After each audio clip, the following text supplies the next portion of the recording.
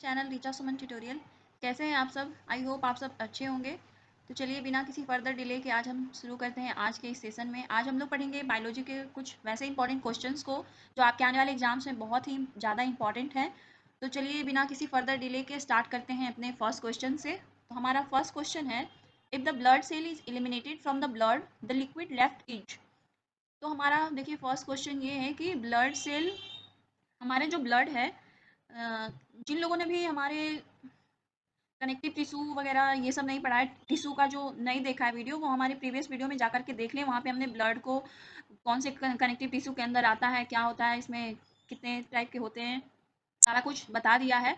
तो यहाँ पे मैं संक्षिप्त रूप में बताऊँगी कि ब्लड जो है ये बॉडी का फ्लूइड है और ये जो है कनेक्टिव टिश्यू में आता है। तो हमारा ब्लड जो है दो चीज़ों से बना होता है, सॉलिड और लिक्विड। तो लिक्विड पार्ट जो है हमारा वो प्लाज्मा कहलाता है और ये पानी, नमक, प्रोटीन इन्हीं चीज़ों से बना होता है। तो अगर ब्लड से ब्लड सेल्स निकाल दें तो जो लिक्विड बचेगा वो क्या बचेगा? तो देखिए इसका जो राइट आंसर होगा, इसको हम ऑप्शन से पढ़ेंगे कि फर्स्ट ऑप्शन क्या है सीरम, सेकंड क्या है plasma, third lymph, fourth synovial fluid. तो देखिए सीरम तो हम लोग जानते हैं, प्लाज्मा क्या होता है कि लिक्विड पार्ट जो हमारे ब्लड का है वो प्लाज्मा होता है। तो ब्लड सेल्स अगर निकाल दें तो जो लिक्विड पार्ट बचेगा वो प्लाज्मा ही बचेगा। और सॉलिड पार्ट हमारा जो ब्लड कंटेन करता है वो red blood cell, white blood cell, platelets, ये सब होता है। तो आरबीसी का क्या क्या काम होता है कि ये ऑक्सीजन डिलीवर करता है हमारे लंग्स से अलग पार्ट ऑफ अलग अलग बॉडी के पार्ट्स में। तो ये है हमारा राइट आंसर। हमारा राइट आंसर क्या होगा कि प्लाज्मा होगा। प्लाज्मा क्या करता है, अगर हम ब्लड से अगर लिक्विड ब्लड से अगर ब्लड सेल्स को हटा दें तो हमारा प्लाज्मा बचेगा, क्योंकि सॉलिड और लिक्विड दो ही चीज़ों से हमारा ब्लड बना होता है। सॉलिड पार्ट में हमारे सारे सेल्स आ जाएंगे, red blood cells, white blood cells, ये सब। और लिक्विड पार्ट में प्लाज्मा आ जाता है। और सीरम क्या होता है कि सीरम जो है ये लिक्विड पार्ट ऑफ ब्लड होता है। अगर इसके पास अगर ब्लड के पास एक क्लॉटिंग प्रोटीन होता है, अगर उसको हटा दें तो ये सीरम बचता है। लिम्फ क्या होता है कि लिम्फ हमारा एक वाइट फ्लूइड है जो डब्ल्यूबीसी का बना होता है, वाइट ब्लड सेल्स का। और लिम्फ क्या, वाइट ब्लड सेल्स जो स्पेशली क्या लिम्फोसाइट्स होते हैं जो बैक्टीरिया वगैरह को किल करते हैं। और साइनोवियल फ्लूइड, साइनोवियल फ्लूइड क्या है कि दो जॉइंट, दो जैसे दो बोन्स हैं जॉइंट में, हमारे घुटनों में, हमारे कोहनियों में, तो वहाँ पे उनको फिक्सन प्रदान करने के लिए एक साइनोवियल फ्लूइड होता है। ये क्या करता है, ये आराम से अच्छे से ज़्यादा फ्रिक्शन ना हो, लुब्रिकेशन रहे, इसके लिए ये फ्लूइड को रखा जाता है। तो आर्टिकुलर कार्टिलेज के बीच में जो लिक्विड होता है इसको साइनोवियल फ्लूइड बोलते हैं। यहाँ पे देखिए ये एक दिया गया है ढांचा, यहाँ पे कैसे ऊपर वाला बोन है, नीचे वाला बोन है, फिर बीच में जॉइंट है, जॉइंट में एक सॉफ्ट भी मेम्ब्रेन है, इसको आर्टिकुलर कार्टिलेज बोलते हैं दोनों साइड में। और बीच में जो लिक्विड है इसको साइनोवियल फ्लूइड बोलते हैं। तो देखिए इसका जो राइट आंसर होगा, इसका राइट आंसर सेकेंड होगा। इस क्वेश्चन का राइट आंसर क्या होगा, सेकेंड होगा। कि अगर इलिमिनेट ब्लड सेल इलिमिनेट कर देंगे ब्लड से तो जो लिक्विड बचेगा वो प्लाज्मा बचेगा। अब नेक्स्ट क्वेश्चन हमारा क्या है, नेक्स्ट क्वेश्चन है, teeth are chiefly made up of. हमारा जो दांत है वो मेनली किस चीज़ से बना होता है? फर्स्ट ऑप्शन है इनामेल। इनामेल को जैसा कि हम लोग जानते हैं कि हार्डेस्ट पार्ट है हमारे बॉडी का, ये इवन हमारे बोन से भी ज़्यादा हार्ड होता है। Second dentine, third pulp, pulp जो है सॉफ्ट पार्ट होता है, फोर्थ जो है ओडोंटोब्लास्ट। तो देखिए इसका जो राइट आंसर होगा डेंटाइन होगा। हमारा जो टीथ है मेनली डेंटाइन का बना होता है। यहाँ पे देखिए हम लोग डायग्राम से पढ़ेंगे। डायग्राम से चीज़ों को पढ़ने का एक अलग ही महत्व होता है। यहाँ पे चीज़ें आपको सीधे दिमाग में जाती हैं, रटने का कोई झंझट नहीं होता है। तो इसका देखिए हमारे टूथ का दो पार्ट है। फर्स्ट पार्ट क्राउन जो हमारे ऊपरी हिस्से में होता है, जिसे जिसे हम लोग च्यूइंग ग्राइंडिंग करते हैं। सेकंड जो हमारी रूट में मसूड़ों के अंदर होता है, रूट होता है। दो पार्ट है क्राउन और रूट। क्राउन पार्ट में क्या क्या आ जाते हैं, इनामेल जो बाहरी हिस्सा है सबसे स्ट्रॉन्गेस्ट पार्ट, उसके बाद डेंटाइन एक सॉफ्ट पार्ट है, फिर गम्स, ये सब बोन्स वगैरह आते हैं। और अंदर जो है पल्प और नर्व सेल और ब्लड वेसल्स वगैरह होता है। तो देखिए ये हमारे टीथ का जो है प्रॉपर कंस्ट्रक्शन है। इसको आप लोग माइंड में रखेंगे तो ज़्यादा सही होगा कि हमारे क्या क्या है। तो इसका चीफ पार्ट जो है डेंटाइन होता है। अगला क्वेश्चन ये है कि during night a person should not sleep under a tree because the tree. ये क्वेश्चन कहता है कि रात में हम लोगों को पेड़ के नीचे नहीं सोना चाहिए, क्यों? तो इसका फर्स्ट ऑप्शन है रिलीज करता है ऑक्सीजन ड्यूरिंग नाइट। तो ऑक्सीजन रात में तो प्लांट CO2 रिलीज करते हैं, ऑक्सीजन कुछ कुछ प्लांट रिलीज करते हैं, जैसे कि नीम। नीम का प्लांट जो है ये रात में भी ऑक्सीजन प्रदान करता है, इसीलिए लोगों को बोला जाता है कि नीम वगैरह पीपल वगैरह लगाना चाहिए। तुलसी, तुलसी भी रात में जो है ऑक्सीजन देती है। और दूसरा क्या ऑप्शन है, दूसरा ऑप्शन है does not release CO2 during night. ये तो CO2 रिलीज करता ही करता है, रिलीज CO2 ड्यूरिंग नाइट। तो मोस्ट ऑप्शन जो है ये है, मोस्ट प्रोबेबल आंसर इसका जो होगा ऑप्शन 3 होगा, कि रात में हम लोग को पेड़ों के अंदर नहीं सोना चाहिए, क्योंकि यहाँ से CO2 रिलीज होता है। CO2 जो है बहुत ही हार्मफुल होता है हमारे लिए, क्योंकि हम लोग तो ऑक्सीजन लेते हैं ना, CO2 छोड़ते हैं। तो हम लोग रात में अगर पेड़ों के अंदर सोएंगे तो हो सकता है फेंट जस्ती वगैरह आ जाए, CO2 अगर रिलीज, CO2 अगर हम लोग इनहेल कर लेंगे तो। इसीलिए रात में पेड़ों के अंदर सोने के लिए मना किया जाता है। 4 है रिलीजेज H2O। अब रात में CO2 क्यों रिलीज होता है, क्योंकि रात में लाइट तो होती नहीं है, सनलाइट नहीं होता है, सनलाइट के एब्सेंस में फोटोसिंथेसिस वगैरह नहीं होता, इसीलिए ऑक्सीजन नहीं निकलता। इसीलिए जो है रात में पेड़ों के अंदर सोने के लिए मनाहट होता है। नेक्स्ट क्वेश्चन क्या है कि विच of the following can fix nitrogen from air. इसमें से कौन से ऐसे चीज हैं जो हमारे एयर में नाइट्रोजन, 78% नाइट्रोजन जो है इसको फिक्स करता है, एयर से नाइट्रोजन फिक्सेशन करता है। फर्स्ट ऑप्शन है बीन्स, सेकंड है वीट, थर्ड है राइस, फोर है मेज। तो हम लोग जैसा कि जानते हैं जितने भी लिग्यूमिनस प्लांट हैं, बीन्स, लेंटिल्स, लिग्यूमिनस प्लांट, ये जो है नाइट्रोजन फिक्सेशन करते हैं। तो इसका राइट आंसर होगा बीन्स। अब देखिए नाइट्रोजन फिक्सेशन दो तरह से होता है, यहाँ पे हम लोग इसका पूरा मैकेनिज्म पढ़ लेते हैं ताकि आगे जो है आप लोगों को परेशानी ना हो याद करने में।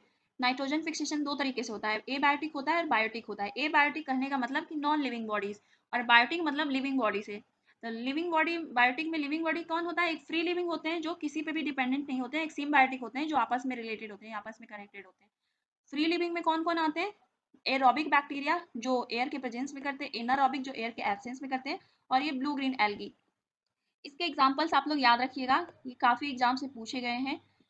तो इसका एग्जाम्पल क्या है कि नाइट्रोजन फिक्सेशन में जो भी एरोबिक बैक्टीरिया है उनका क्या नाम है, तो एजोटोबैक्टर है। एनारोबिक जो एयर के एब्सेंस में करते हैं, जिसको हवा की जरूरत नहीं होती, वो रोडोस्प्रिलियम है, और ब्लू ग्रीन एल्गी नॉस्ट हो गया। सिम्बायोटिक में हमारे दो हैं, रूट नोड्यूल्स और स्टीम नोड्यूल्स। जो रूट नोड्यूल्स में करते हैं वो है राइजोबियम, स्टीम नोड्यूल्स वाले हैं एजोराइजोबियम। और एबायोटिक में दो होते हैं, अगर थंडर हो रहा है, लाइटनिंग हो रही है, तो उस टाइम भी नाइट्रोजन फिक्सेशन होता है, इसको एटमॉस्फेरिक बोलते हैं। और इंडस्ट्रियल, जो इंडस्ट्री में जो प्रोडक्ट रिलीज होता है उससे होता है। तो इसका जो राइट आंसर है, इसका राइट आंसर होगा बीन्स। हमारे जितने भी लेग्यूमिनस प्लांट्स हैं, लेंटिल्स हैं, वो नाइट्रोजन फिक्सेशन करते हैं। अब देखिए नेक्स्ट क्वेश्चन क्या है, नेक्स्ट क्वेश्चन भी हम लोग इसको भी डिटेल से पढ़ते हैं, चलिए देखते हैं नेक्स्ट क्वेश्चन क्या है। The membranes enclosing the brain and spinal cords are known as. तो हमारा जो ब्रेन है और स्पाइनल कॉर्ड है, इसका जो कवरिंग, आउटरमोस्ट कवरिंग, बाहरी जो परत है, उसको क्या बोलते हैं। इसका पहले तो हम लोग इसका मैकेनिज्म पढ़ लेते हैं, फिर इसका आंसर आप लोग खुद ही दे दीजिएगा जब आप खुद समझ जाइएगा। तो ये देखिए हमारा ब्रेन और स्कल है, ये पार्ट सर ब्रेन है और स्कल है। तो ब्रेन का एक पार्ट उठा करके हम लोग इसको देखेंगे अगर डिटेल से, तो ब्रेन तो हमारा बहुत ही अंदर होता है, और ब्रेन ही एक ऐसा चीज होता है जो फिर से रिजनरेट नहीं करता। हमारा लीवर वगैरह रिजनरेट कर देगा, लेकिन ब्रेन वगैरह रिजनरेट नहीं करता है। एक बार अगर ये डैमेज हो गया तो फिर रिजनरेट नहीं हो पाएगा। तो इसका बाहरी बनावट जो है बोन ऑफ स्कल है। सबसे पहले तो ऊपरी परत क्या है, एक मेम्ब्रेन है मेनिंजेस, फिर स्कल का बोन होता है, और ब्रेन के तीन पार्ट हैं, ड्यूरा मैटर, एरेक्नोइड मैटर, पाया मैटर। उसके अंदर ब्रेन है, इतने सारे लेयर के अंदर ब्रेन है। तो इसीलिए ब्रेन डैमेज भी बहुत ही कम होता है किसी भी एक्सीडेंट वगैरह में, क्योंकि बहुत अगर ह्यूज हो जाए तब तो फिर हो ही जाता है। तो इसका जो राइट आंसर है, इसका राइट आंसर क्या होगा, मेनिंजेस। मेनिंजाइटिस क्या है, एक तरह का बीमारी है। नेफ्रॉन क्या है, नेफ्रॉन हमारे किडनी में होता है। नेफ्रॉन को हम लोग जानते हैं कि ये फंक्शनल यूनिट है किडनी का। ये हमारे ब्लड को कन्वर्ट करते करते तीन तरह से ही करता है, फिल्टर करता है, फिल्ट्रेशन करता है, फिर रीअब्जॉर्प्शन करता है, फिर सिक्रेशन करता है। तो ब्लड से यूरिन तक का सफर यहाँ पे नेफ्रॉन में होता है। और एक्सॉन जो क्या है, एक्सॉन न्यूरॉन का पार्ट है, नर्व सेल और न्यूरॉन। तो इसका जो राइट आंसर होगा मेनिंजेस होगा, मेनिंजेस ही होगा इसका राइट आंसर। इसको आप लोग अच्छी तरह से समझ लिए हैं। अब देखिए अगला क्वेश्चन क्या है, अगले क्वेश्चन की ओर चलते हैं हम लोग। Diatom is the another name of, diatom दूसरा नाम किन का है, तो डाइटम कहीं कहीं पे गोल्डन एल्गी को बोला जाता है, डाइटम। अब यहाँ पे देखिए red algae, brown algae, green algae, ये तीनों का दिया गया है।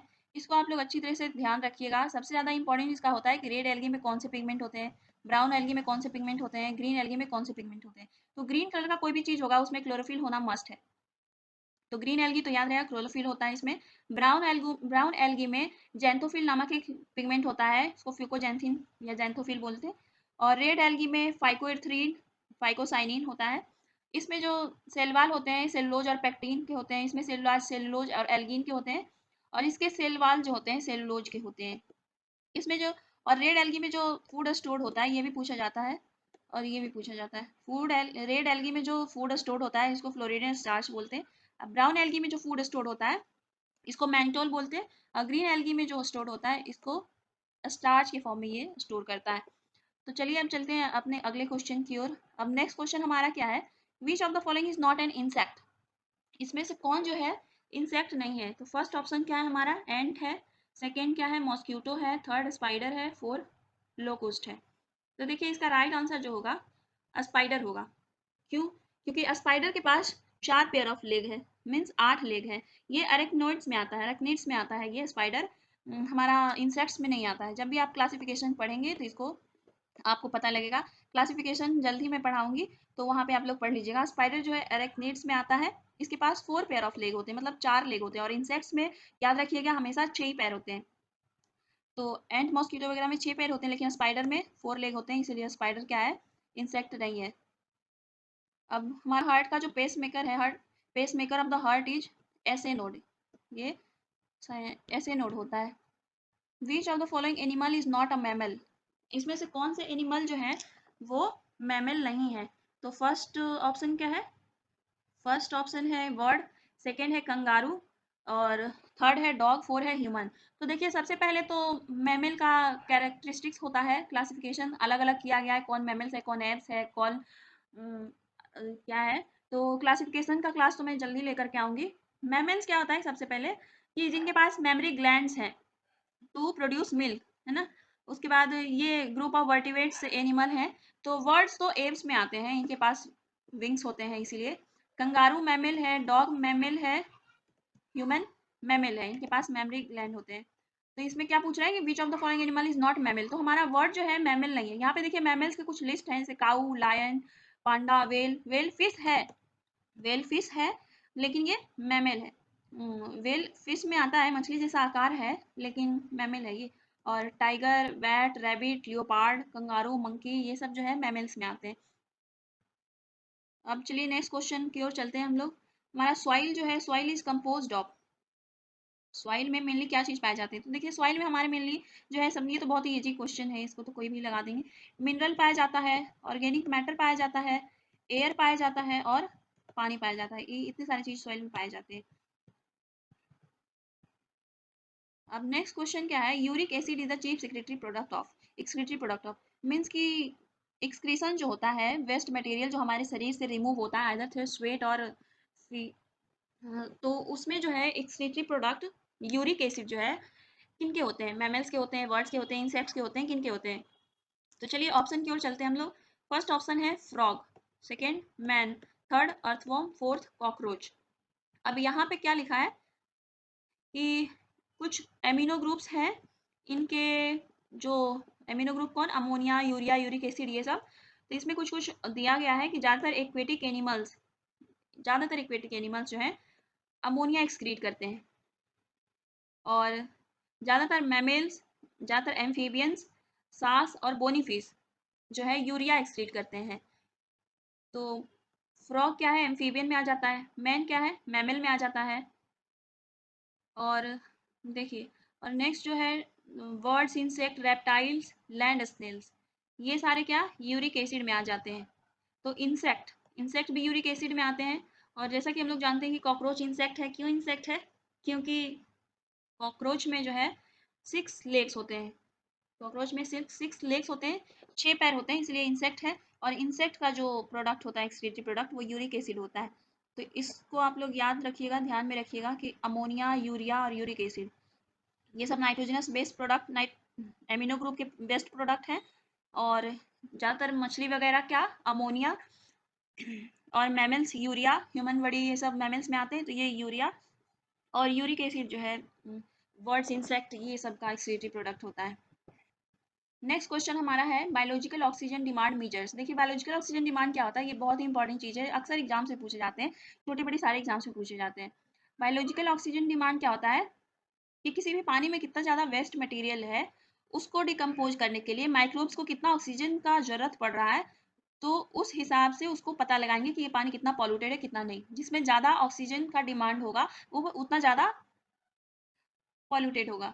तो फर्स्ट ऑप्शन इसका है इंडस्ट्रियल पॉल्यूशन, सेकेंड है dissolved oxygen needed by microbes, third है सॉइल पॉल्यूशन, फोर्थ है एयर पॉल्यूशन। तो ये सारे तो पानी में नहीं होते कहीं भी। Dissolved oxygen needed by microbes, ये इसका राइट आंसर है, सेकेंड इसका राइट आंसर है।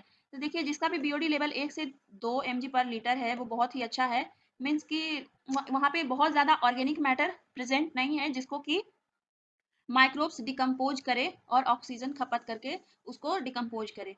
तीसरा दूसरा है 3 से 5, ये फेयर है, मतलब मॉडरेटली क्लीन है। 6 to 9 जो है पुअर है, और जिसका 100 और मोर है वो बहुत ही पुअर है, उसके पास बहुत ज़्यादा ऑर्गेनिक मैटर है और इसको डिकम्पोज करने के लिए बहुत ज़्यादा ऑक्सीजन का डिमांड होगा माइक्रोब्स के द्वारा, तभी माइक्रोब्स उसको डिकम्पोज कर पाएंगे। तो इसको बोलते हैं बायोलॉजिकल ऑक्सीजन डिमांड। जिसका ज़्यादा हाई ऑक्सीजन डिमांड होगा वो उतना ज़्यादा पॉल्यूटेड होगा। अब देखिए नेक्स्ट क्वेश्चन क्या है कि विच of the following is not a living fossil. इसमें से लिविंग फॉसिल क्या है, तो सबसे पहला वर्ड तो आता है कि फॉसिल, ये क्या चीज़ होता है। तो देखिए हम बता दें कि फॉसिल वही चीज़ होता है जैसे एंशियंट लिविंग बॉडी कोई भी हो, डायनासोर वगैरह, कोई भी एंशियंट लिविंग बॉडी हो, उसका जो ट्रेस या रिमेन्स कुछ भी अगर आज के ज़माने में पाया जाता है उसको फॉसिल बोलते हैं। या कोई भी ट्रेस वगैरह जियोलॉजिकल टाइम, जो पास्ट जियोलॉजिकल टाइम है हम लोग का, उस टाइम के चीज़ों का कुछ भी अगर ट्रेस अगर इस टाइम पे मिलता है तो उसको फॉसिल बोलते हैं। तो ये साइकस, किंग क्रैब, एस्फेनोडॉन, ये सारे एग्जाम्पल्स हैं, इसको आप लोग याद कर लें तो बेहतर होगा। ये सारे जो हैं लिविंग फॉसिल हैं, लिविंग फॉसिल है। बट आर्कियोप्टोरिक्स जो है ये नॉन लिविंग फॉसिल है, नॉन लिविंग फॉसिल है। ये कनेक्टिंग लिंक है किसके किसके बीच का, बर्ड्स और रेप्टाइल्स के बीच का। बर्ड्स में जो विंग्स होते हैं ये आर्कियोप्टोरिक्स में पाया गया है, तो ये कनेक्टिंग लिंक है बर्ड्स और रेप्टाइल्स में, और ये जो है नॉन लिविंग फॉसिल है। इसका राइट आंसर क्या होगा, ऑप्शन 4 होगा। विच of the following is not living fossils, इसका राइट आंसर होगा आर्कियोप्टोरिक्स। तो अब चलिए अपने नेक्स्ट क्वेश्चन की ओर चलते हैं। अपना नेक्स्ट क्वेश्चन है कि what are the parthenocarpic fruit. Parthenocarpic fruit क्या होता है। तो देखिए इसका जो डिफिनीशन से हम लोग अगर जाने कि पार्थिनोकार्पी क्या होता है, कि वैसा फ्रूट जिसमें फर्टिलाइजेशन नहीं हो, जिसमें किसी भी तरह का फर्टिलाइजेशन नहीं हो, उससे जो फ्रूट तैयार होता है उसको पार्थिनोकार्पिक फ्रूट बोलते हैं। जैसे कि बनाना वगैरह हो गया, केला हो गया, पाइनएप्पल हो गया, ये सारे पार्थिनोकार्पिक फ्रूट हैं। तो इसका राइट आंसर जो होगा ऑप्शन सेकेंड होगा, फ्रूट्स फॉर्म विदाउट फर्टिलाइजेशन। इसका देखिए एग्जाम्पल ये दोनों है, पाइनएप्पल, बनाना है, इनके अंदर सीड्स नहीं होते हैं। तो देखिए ये सारे क्वेश्चन थे। आई होप आपको ये सेशन अच्छा लगा होगा। अगर अच्छा लगा होगा तो प्लीज़ इस चैनल को लाइक शेयर और सब्सक्राइब करिए। और हमारा नेक्स्ट वीडियो जो है वो अगले सेशन में आएगा, क्लासिफिकेशन पे आएगा। तब तक के लिए आप इसको इसको पढ़ते रहिए। ठीक है, थैंक यू।